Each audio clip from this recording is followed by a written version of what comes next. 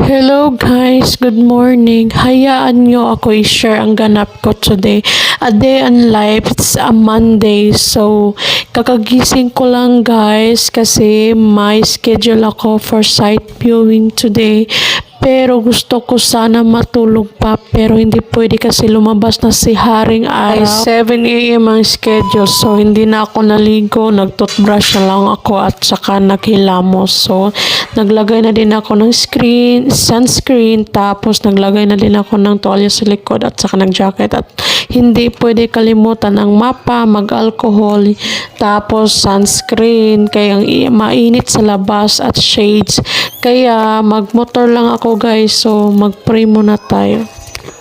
A few moments later. Naan nata diri sa lote, so mo ni siya ang actual video, actual picture sa area. So if you interested guys, don't